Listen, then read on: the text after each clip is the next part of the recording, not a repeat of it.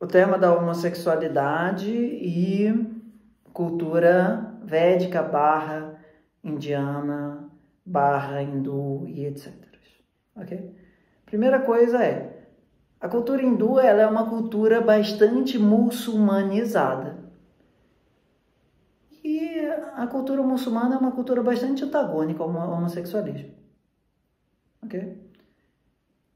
Então é preciso tomar muito cuidado o que é hindu e o que é védico neste tópico e também da relação com o homem e com a mulher. Ok? A gente poderia dizer que na cultura védica a relação com o homem e com a mulher não era exatamente de igualdade, mas existia um grande respeito entre a presença solar e a presença lunar naquela cultura, e as duas tinham a sua função. Okay? Na cultura hindu, a depreciação do papel da mulher é difícil você dizer que não tem nada ali disso. Okay? A gente poderia dizer que a cultura hindu é uma versão já mais patriarcal de uma cultura védica. Tá? Aonde o elemento da reprodução e o elemento da, digamos assim, manutenção do poder do homem sobre a mulher como reprodução se tornam tal qual em qualquer sociedade patriarcal. E todos os temas, inclusive o homossexualismo, se tornam meio que ou tabus ou proibidos em sociedades patriarcais. Porque dificulta essa questão central que é a reprodução do homem como sendo o detentor do poder político. Vamos colocar dessa forma. Ok? Mas, como eu te pedi para assistir antes, aquele Navagraha do Buda mostra que o tema do transgênero, do bissexualismo, do homossexualismo, ele vai ter que ter algum graha como qualquer outro tema para ser lidado. Tudo bem que eu acredito que o Rahu e o Ketu também vão representar em algum grau os fringes da questão. Eu particularmente tendo a ver, no geral, da seguinte forma. Buda vai representar relações afetivas aonde qual é o sexo da pessoa da frente não faz muita diferença. Ok? O Buda, ele representa aquele lugar onde a gente é criança, com 8, 9 anos de idade, onde a gente ainda, teoricamente, não fez uma distinção muito grande sobre se tem pênis ou se tem vagina. Ok? Famoso se eu gosto de meninos ou meninas, assim, não é uma questão. Ela é tipo assim, tomar água, sabe? Tipo, isso não entra como um problema. Ok? Então, todas as sociedades onde o Buda é mais proeminente, isso vai se tornar uma liberalidade. Isso não vai ser uma afronta, nenhum valor moral e etc. Ok?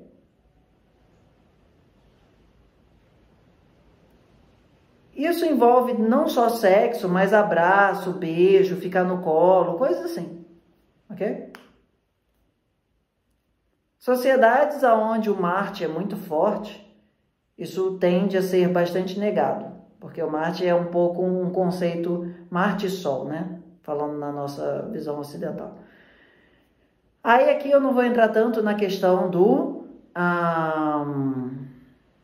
drag king, não sei qual é o termo técnico para isso, que é a pessoa que mantém o sexo, mas se coloca muda o gênero, mas não muda o sexo. Eu associo isso ao Rahu.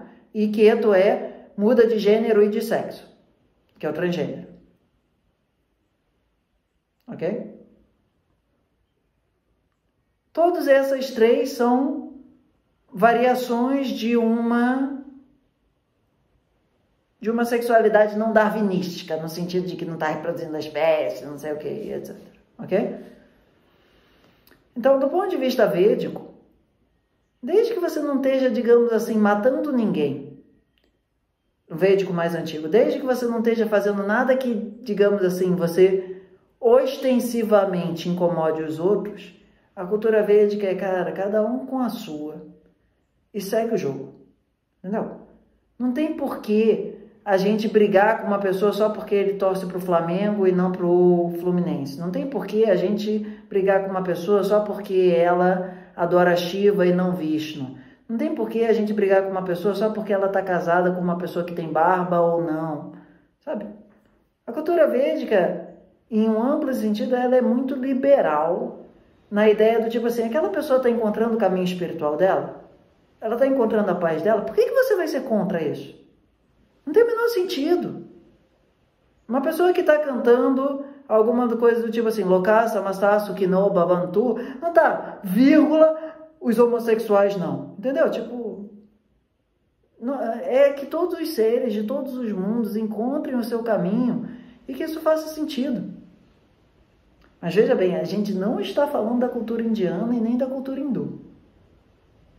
Okay? Ainda que a cultura indiana e a cultura hindu em algum grau sejam proxies da cultura védica, elas não são cópia e carbono, sabe? Tipo, existem alguns elementos que são bastante próximos e existem alguns elementos que são bastante divergentes. Por exemplo, na cultura védica, os homens se vestiam, entre aspas, pelados digamos assim, da cintura para cima com um cordão bramínico. Na cultura hindu, você mostrar o teu ombro, que é um costume, eu acredito, associado à influência muçulmana, é muito problemático. Então, existem várias versões de cultura. Isso que a gente chama de cultura indiana, cultura do Mahabharata, né, que foi o que você colocou como pergunta. São culturas grosso modamente Vaishnavas, grosso modamente do norte da Índia, grosso modamente muito influenciados pelo muçulmano, pela cultura muçulmana. Ok? Se você vai no sul da Índia, no Kerala, você vê um monte de deus com um mamilo de fora, seja homem ou seja mulher. Você vê que eles eram verdes, eles são de outra linhagem, é bem verdade. Eles não são azulzinhos.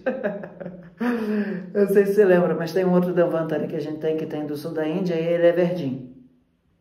A galera do Agastya provavelmente era de uma linhagem mais verdinha. Mas o ponto todo é o seguinte: homossexualismo, bissexualismo, transgênero. Eu te mandei um outro lá do Tamil Nadu, né? Do cara mostrando do Airavam como o único personagem. Eu não sei se você reparou, mas ele fala assim: no Tamil Nadu, a versão do Mahabharata tem um personagem que é quando o Arjuna tá dando o rolê dele. Independendo da versão que você pegar, vai ter um preenchimento. É tipo assim, sabe quando você vai customizar um lugar e você tem várias coisas que você pode customizar, mas ele não é fechado? É meio que isso o Mahabharata. Então, a cultura do sul da Índia tende a ser uma cultura mais liberal do ponto de vista em comparação com a do norte, em relação à sexualidade, em relação à maternidade, em relação ao posicionamento da mulher na sociedade, que vai ser xingado de Asura, e etc e tal, ok? E também vai ser muito mais relacionado a temas, digamos assim, de uma sexualidade não dentro do paradigma reprodutivo e etc.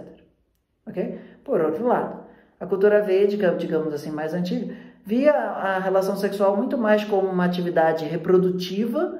Isso aparece quando as mulheres, né, falam assim: chegou o momento de eu ser mãe. Aí o homem tem que falar: sim, senhora, você, digamos assim, tem o papel de manter a humanidade nesse planeta. Sempre que você deseja reproduzir, o homem tem que, digamos assim, contribuir uns 10% na história. Ok? Então, acreditar que a cultura contemporânea da Índia é, digamos assim, avançada do ponto de vista de direitos homossexuais e etc. e tal, na média, é uma ilusão, ok? Acreditar que o hinduísmo, que é uma versão já mais recente da cultura védica, seja muito avançada nisso, já é bem razoável. Por exemplo, no Mahabharata, aparece aquele cara lá que nasceu para matar quem? O Bhishma. Aparecem outros personagens aonde você vê que, assim, eles são socialmente aceitos. Eu esqueci o nome dele agora. O que vai na frente e o Arjuna vai atirando por trás. Acho que você sabe quem é, né? E envolvem papéis aonde na sociedade a gente não precisa nem fazer um discurso que, tipo, todo mundo não pode ser homossexual, mas a média da ideia do que eu pego da cultura, digamos assim, védica, até mais ou menos o Mahabharata, então assim, isso existe na natureza. Não é nem só, isso não é um fenômeno só humano, mas isso não parece existir como um fenômeno majoritário. E isso não precisa ser um fenômeno majoritário. Isso não tem que ser, da mesma forma que quando uma mulher fala lá para o Rishi, né, no caso a Amba, que depois vai renascer e renascer para matar o Bhishma, ela vira para os Rishis e fala, eu quero fazer tapasse aqui para arrochar o Bhishma. Aí eles falam, você está ciente da trolha que você está encarando? No geral, as mulheres não aguentam, não tem corpo para isso. Ela fala, mas eu quero. Aí eles falam, então tá bom. Não tem problema uma mulher fazer uma tapasse, assim, ser um ponto, uma Marie Curie fora do ponto da curva, etc. e tal. Isso não torna que todas as mulheres tenham que virar Marie Curie ou que todas as mulheres tenham que virar Amba. Isso é um lugar onde, assim, da mesma forma, onde, por exemplo, quando na cultura védica o A, que é o som primordial, né? A vogal, digamos assim, primordial, ela aparece 10 vezes mais do que o U, I, U, O, UAU e etc. e tal, ela tem um lugar de destaque, não quer dizer que as outras não existam. Não quer dizer que as outras não tenham valor, não quer dizer que as outras não tenham pertinência. Mas existe uma certa dispersão, digamos assim, populacional, onde a cultura védica fala, isso é um fenômeno não tão natural quanto todos os outros. A gente precisa acolher e respeitar como todos os outros. Mas a gente também não precisa acreditar que todas as pessoas ou que toda a sociedade precisa ser, digamos assim, moldada para que isso seja um ponto central. Por exemplo, no caso da nossa civilização atual, tem cadeira de obeso no cinema, não tem? Tem cadeira para pessoas com dificuldade de locomoção, não tem? Qual é a proporção disso dentro do cinema? É X, Y, o que seja. É aceitável?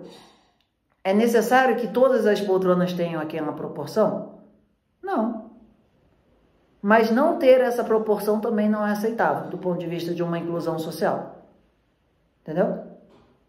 Então, a gente tem uma relação que não é nem exatamente de respeito e nem de tolerância, é uma relação de naturalidade, onde a pessoa está, digamos assim, sendo um ser humano bom, ela está contribuindo para o bem da sociedade em geral, cara, não importa se ela, digamos assim, tem uma relação afetiva do tipo A ou do tipo B. Eu nunca vi, isso é verdade, na civilização védica, indícios de pansexualismo ser muito, digamos, aceitável, no sentido da pessoa se relacionar com a cabrita ou etc e tal. Talvez por uma questão de transmissão de doença. Isso eu não tenho conhecimento suficiente para dizer. Aqui há um indício de que eles reconheciam o papel, a importância social disso, ok? Mas Buda, cara, é um dos Navagrahas e ele é, digamos assim, o regente primordial desse tema. E vai continuar existindo Buda para o resto da história enquanto estiver existindo os outros 8. E eles não precisam ser nem eliminados, nem hiper ressaltados. Todo mundo tem o seu lugar pertinente na mandala, digamos, de diferentes manifestações do divino. Ok? Deixa eu só mandar um alô aqui para a galera do YouTube. Isso daqui é o Namaste Dex, financiado por alguma sessão terapêutica, né? Se você achou esse tema pertinente para você, a gente já está começando a soltar uns temas mais fora da caixinha. Você também pode entrar em contato com a gente para ver dos nossos cursos ou dos atendimentos. Namastê.